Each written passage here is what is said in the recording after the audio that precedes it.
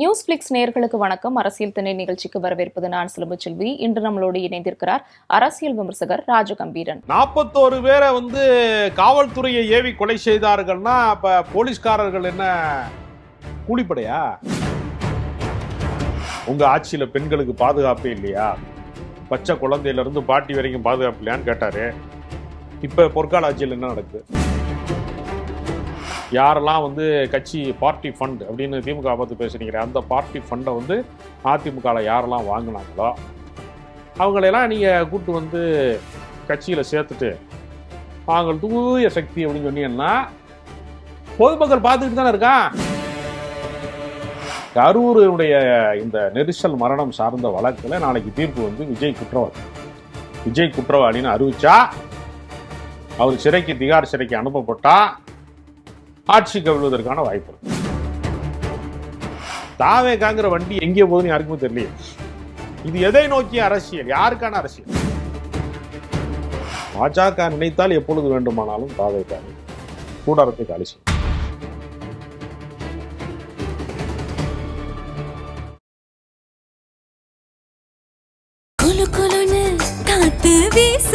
உங்கள் சத்யாவில் குளு குளு ஏசி ஆஃபர். டயா பூஸ்டர் சுகரை கண்ட்ரோல் பண்ணும், உங்க ஆரோக்கியத்தை மீட்டு தரும். சர்க்கரையை கட்டுப்படுத்துறதுக்கான எளிமையான வழிமுறை, இயற்கையான வழிமுறை. அனைத்து மருந்து கடைகளிலும் கிடைக்கும்.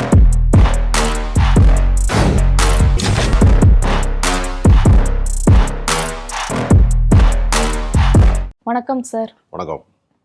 முதலமைச்சர் விஜய் இந்த மாதத்துக்குள்ள கரூருக்கு போறாரு, பாதிக்கப்பட்ட மக்களை சந்திக்க போறாரு அப்படிங்கிற செய்திகள் வெளியாயிருக்கு. இப்போ உச்சநீதிமன்றத்துல திமுக ஒரு வழக்கு தொடர்த்திருக்காங்க. அதுல ஆதவ் அர்ஜுனா இன்க்ளூட் ஆயிருக்காரு. அவர் மேல நடவடிக்கை எடுக்கணுங்கிற மாதிரி வழக்குல மென்ஷன் பண்ணியிருக்காங்க. இதை பத்தி உங்க கருத்து என்ன? ஆளுங்கட்சியாக தாவேகா வந்ததற்கு பின்பும் கூட திமுக மீது குற்றச்சாட்டு சொல்லுகிற விஷயத்திலே அவர்கள் ஆளுங்கட்சிக்கான பொறுப்புணர்வோடு நடந்து கொள்ளவே இல்லை. ஒரு அமைச்சராக இருக்கிறாரு ஆதவ் அர்ஜுனா, அவர் சொல்றாரு காவல்துறையை ஏவி விட்டு தான் 41 பேரை கரூர்ல கொண்டுட்டாங்க அப்படின்னு பேசுறாரு. 41 பேரை காவல்துறையை ஏவி கொலை செய்தார்கள்னா அப்ப போலீஸ்காரர்கள் என்ன கூலிப்படையா? காவல்துறைங்கிறது நேத்து ஸ்டாலினுக்கு சல்யூட் அடிச்சாங்க, இன்னைக்கு உங்களுக்கு அடிக்கிறாங்க, அவ்வளவுதான்.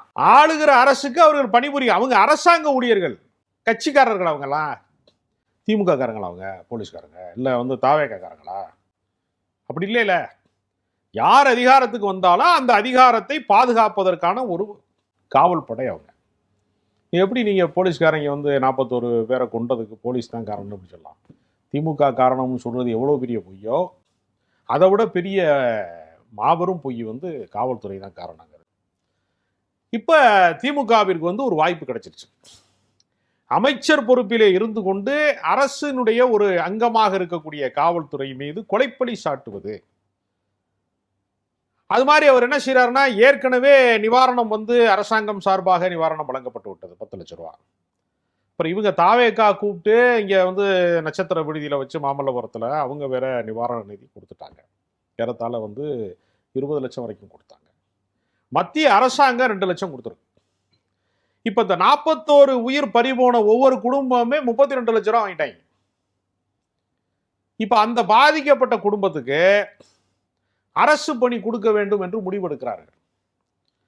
நீங்க 32 லட்சம் கொடுத்தாலும் போன உசுர் திருப்பி வராது, இல்ல அரசாங்க பணி கொடுத்தாலும் போன உசுர் திரும்ப வராது. அந்த இழப்பை எந்த பணத்தாலையும் எந்த உத்தியோகத்தாலையும் யாராலையும் இட்டு நிரப்ப முடியாதுங்கிறது உண்மைதான்.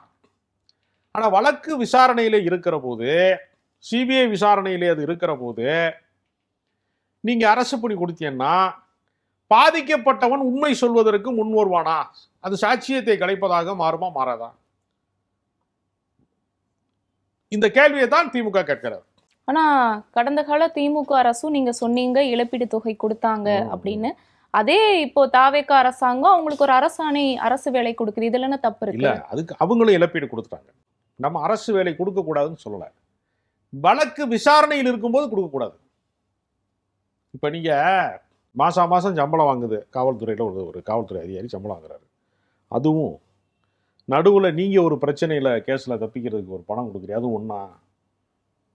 2 ஒன்றாகுமா? இது ஒரு முறைகேடு இல்லது, இது ஊழல்ல சேரும். அப்போ நீங்கள் வழக்கு விசாரணைக்குள்ளே இருக்கிற போது அரசு ஊழியராக நீங்கள் வந்து பணியாணை வந்து வழங்கினீர்கள் என்றால் வழக்கின் தன்மையை அது பாதிக்குமா பாதிக்காது? நிச்சயமா வழக்கினுடைய தன்மை பாதிக்கும். அதுக்கு தான் திமுக வந்து உச்சநீதிமன்றத்தில் மனு போட்டிருக்காங்க. அது ஒரு நியாயத்தின் பார்ப்பட்டது. கொடுக்க வேணாம்னு நம்ம சொல்லலை. இந்த காலகட்டத்தில் எந்த நேரத்தில்ங்கிறது ஒரு கேள்வி. அது வந்து தவறான முன்னுதாரணமாக மாறி நாளைக்கு அப்போ எந்த வழக்கு நடக்கிற போதும் இந்த மாதிரியான அனுசரணையான போக்கை வந்து கையாண்டார்கள்னா ஒரு அரசு வேலைங்கிறது யாருடையது? தனிநபர் பிரச்சனை. அது அரசு வேலைங்கிறது ஒரு பொது மக்கள் வரிப்பணம் சார்ந்ததில் அதை வந்து நீங்கள் கட்சி நிகழ்ச்சியில் வந்து உயிர் பலி ஆனவர்களுக்கு கொடுப்பதுன்னு ஒன்று இருக்குல்ல, அது விமர்சனத்துக்குரியதான். நிச்சயம் அது கேள்விக்குரியது. ஏன்னா இந்த இப்படி நீங்கள் அனுமதிச்சிட்டீங்கன்னா நாளைக்கு திமுக மாநாட்டில் ஏதாவது ஒன்று நடக்குது, விபரீதம் நடக்குது, உயிர் பலி நடக்குது, ஏதாவது ஒரு நடக்கக்கூடாத அசம்பாவிதம் நடக்குதுன்னா அப்புறம் அவங்க கொடுத்தாங்கன்னா ஒத்துக்குறீங்களா நீங்கள்? இது ஒரு தவறான முன்னுதாரணமாக மாறும் நாளைக்கு. ஆனா தாவேக தரப்புல இருந்து என்ன சொல்லப்படுதுன்னா, ஏதாவது பண்ணாம இருந்தாலும் திமுக குத்தம் சொல்றாங்க, ஏதாவது ஹெல்ப் பண்ணணும்னு நினைச்சாலும் குத்தம் சொல்றாங்களே அப்படிங்கிற மாதிரி தானே விமர்சனம் வைக்கப்படுது. அரசியலுங்கிறது அதுதானே எப்பவுமே. நீங்கள் வந்து விஜய் வந்து கடந்த காலங்களில் என்ன குற்றச்சாட்டு சொன்னார்? போதைப் பொருள் பெருகி விட்டது, ரொம்ப மோசமாக இருக்குது சட்ட ஒழுங்கு, சந்தி சிரிக்குது, உங்கள் ஆட்சியில் பெண்களுக்கு பாதுகாப்பே இல்லையா, பச்சை குழந்தையிலேருந்து பாட்டி வரைக்கும் பாதுகாப்பு இல்லையான்னு கேட்டார். இப்போ பொற்கால ஆட்சியில் என்ன நடக்குது? இப்போ அதை விட மோசமாக நடக்குது. அங்கொன்றும் இங்கொன்றுமாக திமுக ஆட்சி காலத்திலே நிகழ்ந்த தவறுகளுக்கு மத்தியில் எங்கு பார்த்தாலும் நடக்குது. தினசரி செய்திகளில் பார்த்தீங்கன்னா அதில் ரொம்ப கொடுமையான விஷயம் என்னன்னா, தாவேகா நிர்வாகிகள் அதில் சம்மந்தப்பட்டிருக்கான்னு ஒரு இடம் வருது பாருங்க. இப்போ ஸ்ரீவைகுண்டம் எம்எல்ஏ வந்து அதற்கு பின்னணியில் இருக்கிறாரு, வேலை வாங்கி தர்றேன்னு கூட்டு போய் ஒரு பெண்ணை வந்து அத்துமீறலாக நடந்துக்கிட்டாங்க, பாலியல் அத்துமீறலா அப்படிங்கிற பஞ்சாயத்து வரும்போது அந்த நடவடிக்கை எடுப்பதில் அவங்க கட்சிக்காரங்களே உள்ளே இருக்காங்க. இப்போ நீங்கள் வந்து சமூக விரோதிகள் தனியாக இருக்கணும், கட்சிக்காரன் தனியாக இருக்கணும். கட்சிக்காரனே சமூக விரோதியாக இருக்கான்னு வச்சுக்க, எப்படி நடவடிக்கை பையன்? போலீஸே நடவடிக்கை எடுக்க பயப்படுவாங்க. அது நடவடிக்கை எடுக்கப்படவில்லை. அந்த கோபம் வந்து மக்கள் மத்தியில் இருக்கும். அதனால் நீங்கள் வந்து திமுகவிற்கு மாற்றாக நாங்கள் வந்துட்டோம், அதிமுகவிற்கு மாற்றாக நாங்கள் வந்துட்டோம் அப்படின்னு சொல்லி தான் நீங்கள் அரசியலை வந்து தீர்மானிக்கிறீங்க. இப்போ நீங்கள் என்ன வேலை பார்த்துட்ருக்கீங்க? அதிமுகவில் எவன்லாம் உச்சபட்சமான அட்டூழியம் பண்ணானோ, மணல் மாஃபியாவாக இருந்தானோ, குட்கா விற்பதற்கு வந்து சட்ட விரோதத்திற்கு வந்து யாரெல்லாம் துணை போனார்களோ, 85 கோடி மோசடி செஞ்சதாக சிபிஐ வழக்கு இருக்கிறதோ, யாரெல்லாம் வந்து கட்சி பார்ட்டி ஃபண்ட் அப்படின்னு திமுக பார்த்து பேசுகிறீங்களே அந்த பார்ட்டி ஃபண்டை வந்து அதிமுகவில் யாரெல்லாம் வாங்கினாங்களோ அவங்களையெல்லாம் நீங்கள் கூட்டு வந்து கட்சியில் சேர்த்துட்டு நாங்கள் தூய சக்தி அப்படின்னு சொன்னீங்கன்னா பொதுமக்கள் பார்த்துக்கிட்டு தானே இருக்கான். கரூர் விஜயபாஸ்கர் யாரு, சி விஜயபாஸ்கர் யாருன்னு புதுக்கோட்டைக்காரனுக்கு கரூர்காரங்களுக்கு தெரியாதா? அவர்களை சேர்ப்பதனுடைய நோக்கம் என்ன? நான் அடிக்கடி சொல்றேன், ஒரு கட்சியை நீங்கள் மிக சிறப்பான முறையில் கொண்டு போகணும்னா ஒவ்வொரு தமிழ்நாட்டினுடைய நிலம் சார்ந்து போராட்டக்காரர்கள் இருக்கான். மீத்தேன் எடுக்கக்கூடாதுன்னு போராடுறாங்க, அணு உலை கூடாதுன்னு போராடுறாங்க, நிலம் சார்ந்த போராட்டம், அந்த கனிம வளத்துக்கு கொள்ளைக்கு எதிரான போராட்டம் அப்படிலாம் இருக்காங்கல்ல. அந்த சமூக செயல்பாட்டாளர்களை கொண்டு வந்து கட்சியில சேர்த்தியன்னா அவன் நேர்மையா இருப்பான்ல. நீ யாரை சேர்க்கிறிய? ஆனா திமுகவுமே தாவேக எம்எல்ஏக்களை பேரம் பேசி வாங்க பார்த்தாங்க அப்படிங்கிற மாதிரி குற்றச்சாட்டுகள் வச்சாங்க. குறிப்பா செந்தில் பாலாஜியுமே இதுல இன்க்ளூட் ஆயிருக்காருன்னு கூட சொல்லப்பட்டுச்சு. இல்ல சரி, வாங்கி என்ன பண்ண போறாங்க? ஒரு கேள்வி இருக்கு. இவங்களுக்கு பெரும்பான்மையில வந்து அவங்க ஆட்கள் கம்மியா இருக்கிறாங்க, தோழமை கட்சிகள் வந்து முட்டு கொடுக்குறாங்க, தோழமை கட்சிகளினுடைய தயவினால ஒரு ஆட்சி நடப்பதை விரும்பல. அதற்கு மாற்று ஏற்பாடாக அவங்க தங்களுடைய விசில் சின்னத்திலேயே வெற்றி பெறக்கூடிய ஒரு 10 எம்எல்ஏக்களை நம்ம ஏன் கிரியேட் பண்ணக்கூடாது, உருவாக்கக்கூடாதுங்கிற ஒரு முறையில் அவங்க வந்து ராஜினாமா செய்ய சொல்றாங்கன்னு ஒரு நோக்கம் இருக்குல்ல தாவேகாவுக்கு. திமுகவுக்கு இப்போ என்ன நோக்கம் இருக்கு? மூத்தங்கரை இளையராஜாவை கூட்டு வந்து என்ன பண்ண போறாங்க? நீங்களே சொல்லுங்க.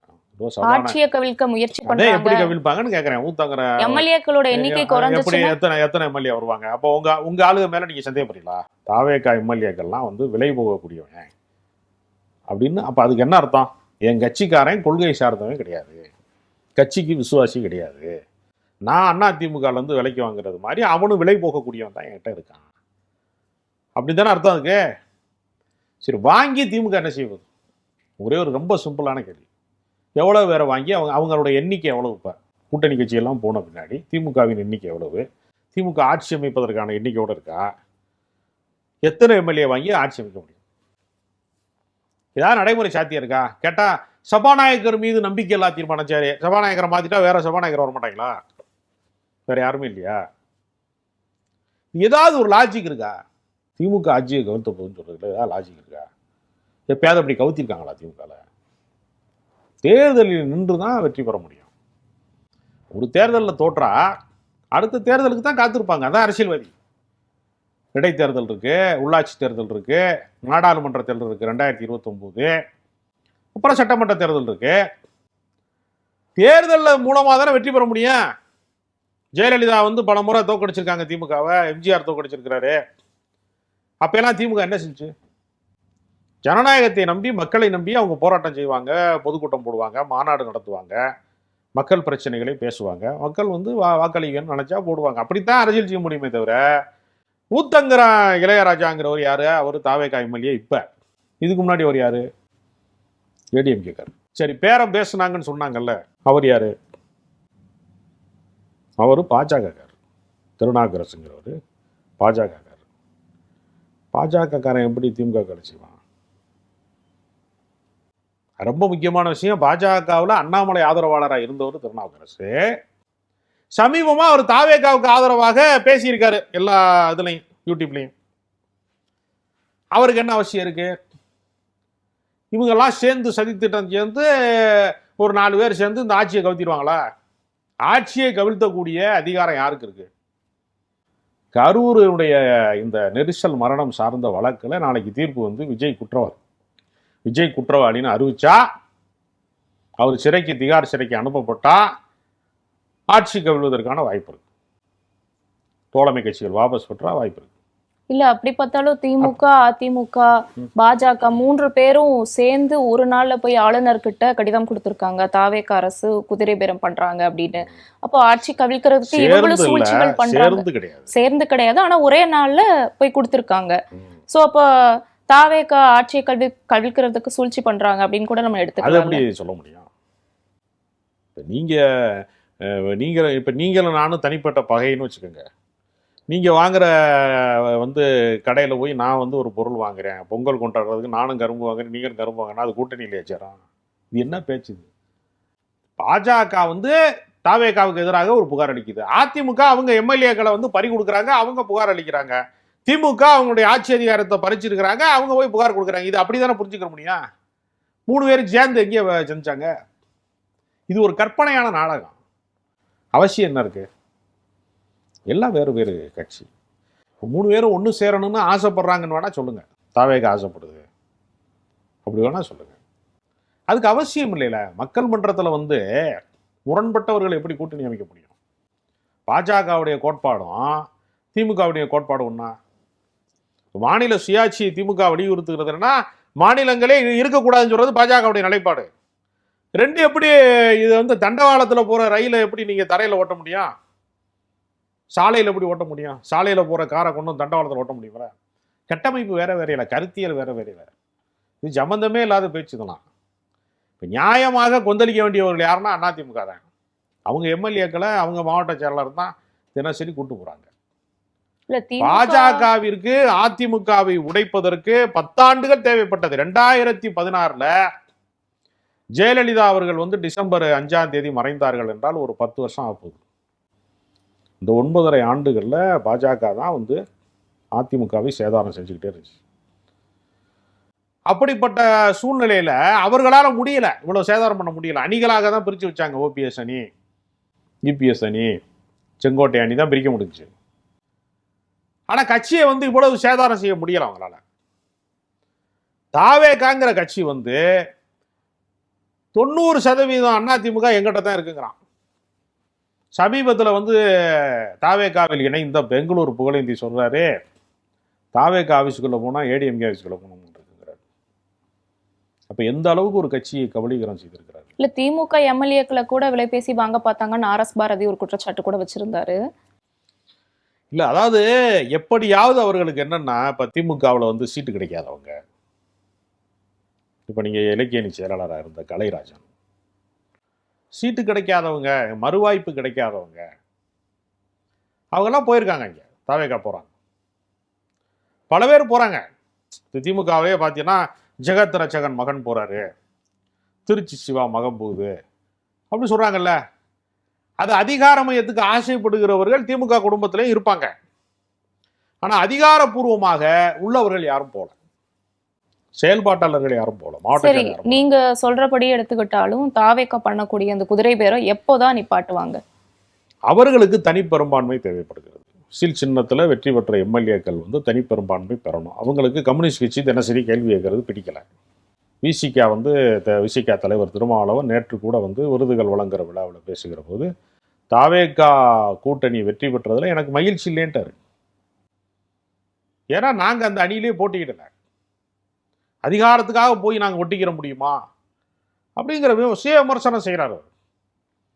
அப்போ அரசியல் சூழ்நிலை மாறிவிட்டது, இந்த முடிவை நான் எடுக்கலை, காலம் எங்களை அப்படி ஒரு நிர்பந்தத்திற்கு தள்ளிவிட்டது அப்படிங்கிறாரு. ஒரு கட்சி வந்து அடுத்த கட்டத்துக்கு இனிமேல் கரையேறாதுங்கிற நிலைமை வருகிற போது அவங்க என்ன செய்கிறாங்க, ஒரு பெரிய அரசியல் கட்சி தோற்று போகிற போது அந்த எதிர்நிலைப்பாட்டை எடுத்தால் தான் நம்ம தப்ப முடியும் அப்படிங்கிற இடத்துக்கு போகிறாங்க. ஏன்னா 2 எம்எல்ஏ வச்சிருக்கிறவங்களாம் அமைச்சரவையில் பங்கேற்கிறார்களே. எந்த காலத்தில் இந்திய யூனியன் முஸ்லீம் லீக் அமைச்சரவையில் பங்கேற்றது, எந்த காலத்தில் விசிகே வந்து அமைச்சரவையில் பங்கேற்றது, எந்த காலத்தில் 67க்கு பின்னாடி காங்கிரஸ் எந்த அமைச்சரவையில் தமிழ்நாட்டில் பங்கேற்றது, இதெல்லாம் நம்ப முடியாத அதிசயங்கள் கண்முன்னால் நிகழ்ந்து விட்டது. ஏதோ ஆட்சியில் பங்கு அதிகாரத்தில் பங்கு நம்ம மேடையில் வந்து பேசிட்டு இருந்தாங்க. அது ஏற்புடையது அல்ல என்று அதிமுகவும் சொன்னது, திமுகவும் சொன்னது. 2 பெரிய அரசியல் கட்சிகளும் ஆளுகிற கட்சிகள் அதை அங்கீகரிக்கல. ஆனால் அது வந்து பெரும்பான்மை பெற முடியாத ஒரே காரணத்தினால தாவேக்காவில் சாத்தியப்பட்டு விட்டது. அவங்களே 150 சீட்டு ஜெயிச்சா திருமாவளவனை கூட்டணி மந்திரி சபையில் சேர்ப்பாங்களா, இல்லை காங்கிரஸை சேர்க்க போகிறாங்களா? அவர்களுக்கு தனிப்பெரும்பான்மை பெற முடியாத ஒரு சூழல் வந்ததுனால இது நடந்து விட்டது. எதிர்காலத்தில் இப்படித்தான் இருப்பாங்கன்னு யாரும் உத்தரவாதம் கொடுக்க முடியுமா? இப்போ தாவேக்காவுக்கு என்ன நிலைப்பாடு இருக்கிறது அப்படிங்கிறது கிளியர் கட்டாக எந்த இடத்துலையுமே அவங்க தெளிவாக சொல்லவே இல்லை. அவர்களுடைய அரசியல் நிலைப்பாடு எதை குறித்தது? பாஜக எதிர்ப்பு இருக்கான்னா பெருசா இல்லை. திராவிட இயக்க கோட்பாடு சார்ந்து ஏதாவது ஒரு ஆழமான கருத்து இருக்கானா இல்லை. இந்த ஆட்சி எதை நோக்கி நகருகிறது அப்படிங்கிறது குறித்து இப்போ நீங்கள் வந்து ஒரு ரயில் ஏறினா இந்த வண்டி மதுரைக்கு போகுதுங்க, இந்த ட்ரெயின் பெங்களூருக்கு போகுதுங்க, அதெல்லாம் தெரிஞ்சேன்னு புரிய. தாவேக்காங்கிற வண்டி எங்கே போகுதுன்னு யாருக்குமே தெரியலையே. இது எதை நோக்கிய அரசியல், யாருக்கான அரசியல்? ஏதோ ஒரு திரைப்பட நடிகர், ஒரு மாஸ் ஹீரோ ஏதோ டைலாக் பேசினாரு, மக்கள் வந்து மாற்றத்தை விரும்பினார்கள், ஏதோ ஒரு வாக்கு கிடைச்சிருச்சு, அப்படித்தான் பார்க்க முடியுதே தவிர இது எந்த கருத்தோட்டத்திற்கானது? இப்போ பாஜகனா அது ஒரு பெரும்பான்மை மதவாதத்தின் அரசியல், திமுகனா அது வந்து ஒரு மொழி கோட்பாடு, ஒரு சமூக நீதி சார்ந்த அரசியல், விசிகானா அம்பேத்கரிய கோட்பாடுகள், அடித்தட்டு மக்களினுடைய விடுதலைக்கான, சாதிய விடுதலைக்கான அரசியல் இயக்கம். கம்யூனிஸ்ட் கட்சினா அது பாட்டாளி மக்களுடைய விடுதலை, ஒடுக்கப்பட்ட மக்கள், ஒரு தொழிலாளருக்கான விடுதலை இயக்கம். தாவேக்கா யாருக்கான இயக்கம்? அது ஒரு ரசிகர் மன்றத்திலிருந்து பிறந்த இயக்கம். விஜய்க்கு ஏதாவது ஒரு கோட்பாடு இருக்கா? ஃபோட்டோ கடையில் வந்து எல்லாமே வச்சுருப்பாங்கல்ல, அஞ்சலி மால் ஃபோட்டோ இருக்கும், இந்த பக்கம் வந்து ஒரு ஃபோட்டோ பெரியார் ஃபோட்டோ இருக்கும். அவங்களுடைய கருத்தியல் என்ன என்பது இது வரைக்கும் அந்த கட்சியின் தலைவராலும் பேசப்படலை, இல்லை கட்சியின் 2ஆம் கட்ட தலைவர்களாலையும் பேசப்படலை. சும்மா ஒரு மேம்போக்காக ஒரு பூச்சி மாதிரி பேசுறாங்க. நீங்க அம்பேத்கரை நாங்கள் வந்து நேசிக்கிறோம், பெரியாரை வந்து நாங்கள் நேசிக்கிறோம் அப்படின்னா அந்த கருத்தியலை வந்து அவர்கள் கொண்டாடுகிறோம்னா மாலை ஒரு நாள் போட்டோவுக்கு மாலை வைக்கிறது அல்ல, சிலைக்கு மாலை போடுறது அல்ல. செயல்பூர்வமாக திமுக என்ன பண்ணுச்சு? அனைத்து சாதியினரும் அர்ச்சகர் ஆகலாம்னு ஒரு சட்டத்தை போடுது. ஏன் போடுது?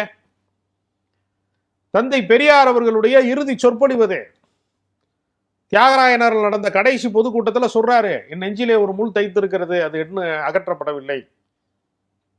ஒரு குறிப்பிட்ட ஆதிக்க சாதி, உயர் சாதி மட்டும்தான் வழிபாட்டில் இருக்கு, எல்லாருக்குமானதாக இல்லை. இப்போ இஸ்லாமியர் போய் தொழுகைக்கு போறாரு, நீ எல்லாம் உள்ள வரக்கூடாதுன்னு யாராவது சொல்லுவாங்களா? ஜெபம் வைக்கிற இடத்துல சொல்லுவாங்களா நீங்க எல்லாம் வரக்கூடாதுன்னு? கருவறைக்குள்ளே வந்து எல்லாரையும் அனுமதிக்க முடியாது, வழிபாடு செய்வதற்கான உரிமை என்பது எல்லாருக்கும் கிடையாது அப்படிங்கிற வேறுபாடை அகற்றப்பட வேண்டும் என்பதுதான். அதுக்கு தான் அந்த அந்த வேதங்களை கற்றுக்கொண்டால், ஆகமங்களை கற்றுக்கொண்டால், பிறப்பின் அடிப்படையில் அல்ல, அந்த கருத்தை நம்புகிறவர்கள், அதுக்கு வேதத்தை பயிற்சி பெற்றவர்கள் யார் வேண்டுமானாலும் வந்து பூஜை நடத்தலாம், அர்ச்சனை நடத்தலாம் அப்படிங்கிற ஒரு இடம் இருக்கல. அதை அவர் சொன்னார், இவங்க நிறைவேற்றினாங்க. சமத்துவ புறத்தை கொண்டு வந்தாங்க. ஏன்னா கிராமப்புறங்களில் சாதி ரீதியான தெருக்களாக பிரிந்து கிடக்கிறது. கோனார் தெரு, இது நாடார் தெரு, இது வந்து காலனி அப்படின்னு பெயர்கள் சொல்கிறான். அப்படி இருக்கக்கூடாது. எல்லா சமூகத்தை சேர்ந்தவர்களும் ஒரு குடியிருப்பில், இப்போ மாநகரத்தில் அப்பார்ட்மெண்ட்டில் யார் யார் என்னென்ன ஜாதின்னு கேட்காம குடியிருக்கலாம். சில நேரம் காசு இருந்தால் விலைக்கு வாங்கிக்கலாம். கிராமங்களில் அது கிடையாது. அப்போ சமத்துவத்தை கொண்டு வர்றாங்க. இதுதான் கோட்பாட்டு அரசியல். இது மாதிரி நாங்கள் நம்புகிற கருத்தியலுக்கு நாங்கள் ஒரு வடிவம் கொடுக்குறோம் அப்படின்னு சொல்றது இருக்கல. அது மாதிரி ஏதாவது கருத்தியல் ரீதியாக இந்த ஆட்சியை அவர்கள் வந்து வழி நடத்துகிறார்களா, வழிகாட்டுகிறார்களா? ஒன்றுமே இல்லை. இதெல்லாம் ஒரு பக்கம் இருக்கு. இன்னொரு பக்கம் 2026 சட்டமன்ற தேர்தலில் ஏன் தோல்வி அடைஞ்சோம் அப்படின்னு இபிஎஸ் தலைமையில இப்ப கூட்டம் நடக்குது அப்படிங்கிற செய்திகள் கூட சொல்லப்படுது. ரொம்ப லேட் ஆயிடுச்சா? எப்ப தேர்தல் முடிஞ்சிச்சு, திமுக உடனடியா ஆலோசனை கூட்டம் வச்சாங்க, ரிவ்யூ மீட்டிங்ல நடந்துச்சு. ஒருவேளை இப்படி எடப்பாடி தொடர்ச்சியா தோல்வி கொடுக்கறது, அது மட்டும் இல்லாம கூட்டத்தை லேட்டா நடத்துறது, இதனாலதான் வந்து இந்த எம்எல்ஏக்கள் எல்லாம் மத்த கட்சிக்கு போறாங்களா? இல்லை, எடப்பாடி பழனிசாமி வந்து மாற்று கருத்து கொண்டவர்களோடு அவர் நடந்துகிற விதம் இருக்குல்ல. எல்லா அரசியல் கட்சியிலையுமே உட்கட்சி விவகாரங்களை வந்து பூதாகரமாக வெடிக்கும். மாற்று கருத்தே நீ பேசக்கூடாதுன்னு சொன்னால் அதுக்கு பேர் தான் சர்வாதிகாரம். மன்னரை பார்த்து மாற்று கருத்து பேச முடியாது, தலையை வெட்டிடுவான். ஜனநாயகம் அப்படிப்பட்டது அல்ல. எதிர்கருத்தோட பேசுவதுதான் ஜனநாயகம். இப்போ முதலமைச்சர் எதிர்கருத்து பேசுகிறாங்களா இல்லையா? அது மாதிரி உட்கட்சிக்குள்ளேயும் விமர்சனங்களை முன்வைக்கணும். எடப்பாடி பழனிசாமி என்ன செஞ்சாருன்னா, யார் சொல்றதையும் கேட்கல. நீங்கள் ஓபிஎஸ்ஐ இணைக்கணும், ஒருங்கிணைந்த அதிமுக உருவாக்கணும்னு எவ்வளோ பேர் கத்துனாங்க. செங்கோட்டைன்னு சொன்னார், பல பேர் சொன்னாங்க. யாரையா சேர்த்துக்கிட்டாரா? பூரா கட்சி விட்டு நீக்கினார். நீ என்னடா நீக்கிறது, நானே போகிறேன்னு கிளம்பி போயிட்டாங்க எல்லாரும். இப்போ கட்சி கலகலத்து விட்டது. அதிமுகவினுடைய கூடாரம் வந்து கலகலத்து விட்டது. இதே நிலைமை நீடித்தா என்ன ஆகும்? அடுக்கி வச்சிருக்கிற செங்கல்ல அடிச்செங்கலை உருவுனா எல்லா செங்கலுமே சரியும். ஒவ்வொரு ஆளாக போகுது. வைகை செல்வன் போகிறாரு, ஒவ்வொருத்தராக போகிறாங்க. அப்போ அதிமுக ஒரு பெரிய பின்னடைவை சந்தித்திருக்கிறார். இதை மறுபரிசீலனை செய்வதற்கு அவர் தயாராக இல்லை. சசிகலா தனியாக அவங்க ஒரு அணியை உருவாக்குனாங்க. அதெல்லாம் சமரசம் செய்திருக்க வேண்டும். ஏன்னா இவர் ஒரு இரவல் முதலமைச்சராக தான் வந்தார், இடைக்கால முதலமைச்சராக தான் வந்தார். ஒரு தற்காலிகமாக தான் அவர் கட்சியின் பொதுச் செயலாளர் ஆனார். அதையே அவர் நிரந்தரப்படுத்திக் கொள்ள வேண்டும் என்று அவர் நினைத்த போது, தகுதியற்றவராக இருக்கக்கூடிய எடப்பாடி பழனிசாமி ஒரு இயக்கத்தை வழிநடத்துவதற்கு அவரால் முடியலை. அந்த ஆற்றல் அவரிடத்துல இல்லை. அதனால அவரால் கட்சி நடத்த முடியல. அதுதான் தோல்விக்காரம். ஏன்னா இவ்வளவு பெரிய பின்னடை வர வாய்ப்பில்லை. தாவேக அமைச்சர்கள் மேல தொடர்ச்சியா ஊழல் குற்றச்சாட்டுகள் வந்துகிட்டு இருக்கு. கிளீன் கவர்மெண்ட் தருவோம்னு சொன்னாங்க. ஆனா நிர்மல்குமார் நில அபகரிப்பு வழக்குல சம்பந்தப்பட்டவரா இருக்காரு. அமைச்சர் புசி ஆனந்த் வழக்கறிஞர்கள் கிட்ட காசு வாங்கியிருக்காரு அப்படிங்கிற மாதிரி கூட சொல்லப்படுது. இதை பத்தி உங்க பார்வை என்ன? அதாவது கிளீன் இமேஜை விஜய் விரும்புறாரு. விஜய்க்கு சொத்து பத்து இருக்கு, நிறையா 1000 கோடி சொத்து வச்சிருக்காரு அவரு. அவருக்கு பிரச்சனை இல்லை. புசி ஆனந்துக்கு பணம் வேணுமா வேணாமா? நிர்மல்குமாருக்கு வேணுமா வேணாமா? அமைச்சர்களுக்கு வேணுமா வேணாமா? அவங்களுக்கு வேணும் தான். நடைமுறையாக அவங்க என்ன செய்வாங்க? நான் வந்து நியாயப்படுத்துகிறத சொல்லலை. அவங்க இந்த ஆட்சி எவ்வளோ காலம் நீடிக்கும், இந்த அரசியல் எவ்வளோ நாள் தாக்கு பிடிப்போம் அவங்களுக்கு தெரியாது. ஒரு கட்சி எதிர்கட்சி ஆகும்போது அரசியல் எப்படி நடத்துவாங்க? பொருளாதார ரீதியாக தன்னை வளப்படுத்திக் கொள்வதற்கு எப்போவுமே அதிகாரத்தில் இருக்கிற போது முயற்சி செய்வாங்க. எப்போவுமே உள்ளது தான். அதனால் அரசு வழக்கறிஞர்கள் நியமனத்தில் பல லட்சங்கள் வந்து புழங்கியது. ஒரு தனிநபர்கிட்டையும் வாங்கினாங்க. அது கோடிக்கணக்கான ரூபாயாக முறைகேடுகளில் வந்து முடிந்தது. தாவேக்கா வழக்கறிஞர் அணியிலேயே வழக்கு போட்டுருக்காங்க.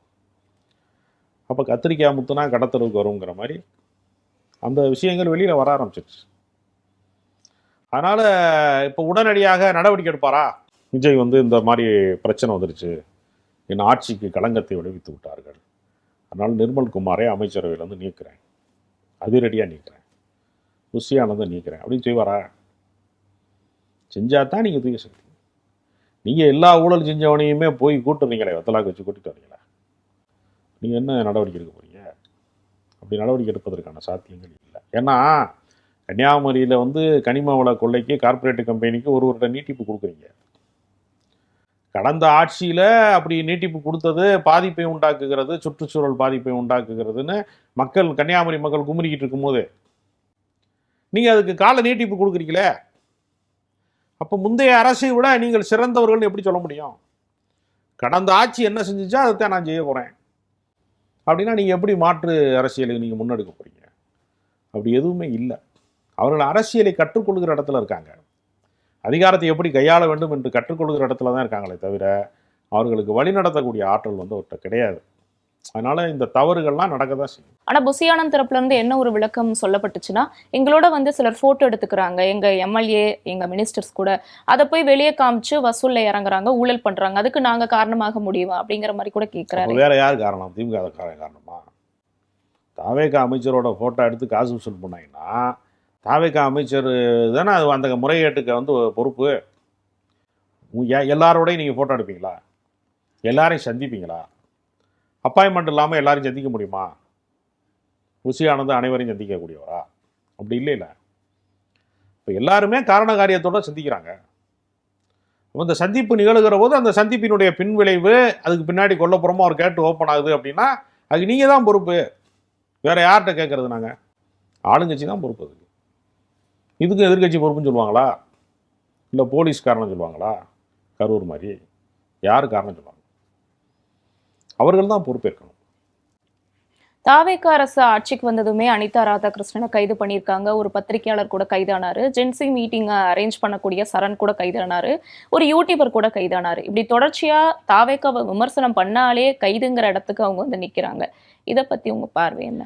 ஒரு கருத்தை அவர்களால் எதிர்கொள்ள முடியல. அனிதா ராதாகிருஷ்ணன் வந்து உணர்ச்சிப்பட்டு கூடுதலாக பேசிட்டார்னு வச்சுக்கிட்டா கூட அது ஒரு அவதூறு வழக்கு தான். அவர் ஏதோ ஒரு கொலை குற்றவாளி மாதிரி நீங்கள் அவசரமாக நீங்கள் வந்து ஒரு குண்டர் சட்டத்தில் கைது செய்யப்பட வேண்டிய ஒரு மாதிரி நீங்கள் நடத்துறது இருக்கிறார். நீங்கள் வந்து அனிதா ராதாகிருஷ்ணனை வந்து நடவடிக்கை எடுக்க வேண்டும் என்று நினைத்த 5 மணி நேரத்துக்குள்ள ஒரு நீதிபதி அவரை வந்து பிணையில் விடுதலை செஞ்சுட்டாரு. அப்படின்னா பிணையில் விட்டுட்டார் அப்படின்னா நீங்கள் பழிவாங்கிற உணர்ச்சியோடு இருக்கீங்க. முக்தார் மீது வழக்கு போட வேண்டாம்னு நம்ம சொல்லலை. திருச்சி சூர்யா மேலே வழக்கே போடாதுன்னு சொல்லலாம். அவர்கள் தவறாக பேசியிருந்தால் அவதூறு வழக்கு போடுங்க, அதுக்கான தண்டனையை பெற்றுக் கொடுங்க. ஆனால் குண்டர் சட்டத்தில் கைது செய்கிறது இருக்குல்ல, குண்டர் சட்டத்தில் யாரை கைது செய்யணும்? பாலியல் அத்துமீறல் செய்கிறவனை சமூக விரோதியில் செய்யணும். பத்திரிகையாளரை போய் நீங்கள் குண்டர் சட்டத்தில் கைது செஞ்சேன்னா, அப்போ கடந்த ஆட்சியில் சவுக்கு சங்கர் மேலே குண்டர் சட்டம் போட்டாங்க, அதை எல்லாரும் கண்டிச்சாங்கல்ல.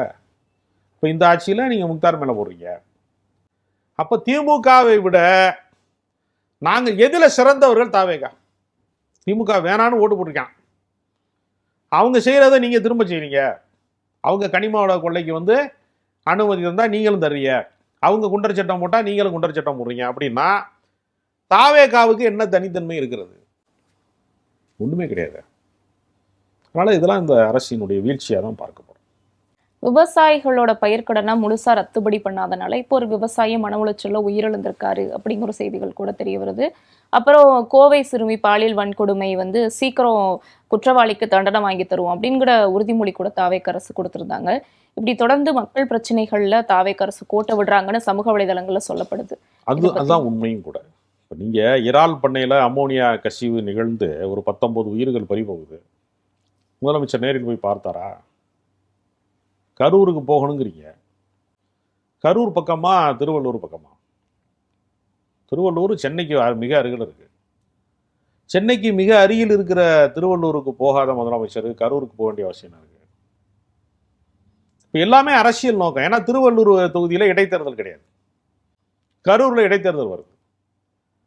அப்போ எல்லாமே அரசியல் ரீதியான ஒரு ஆதாய கணக்கிலே தான் நகருகிறார்களே தவிர உண்மையாகவே மக்கள் மேலே அக்கறை இருந்தால் நீங்கள் அமோனியா கசிவு நிகழ்ந்த இடத்துல போய் பாதிக்கப்பட்டவனை பார்த்துருக்கணுமா வேணாமா? சரி, அந்த உயிர்கள் பறி போச்சுல, அவங்களுக்கே நீங்கள் அரசு வேலை கொடுக்கல.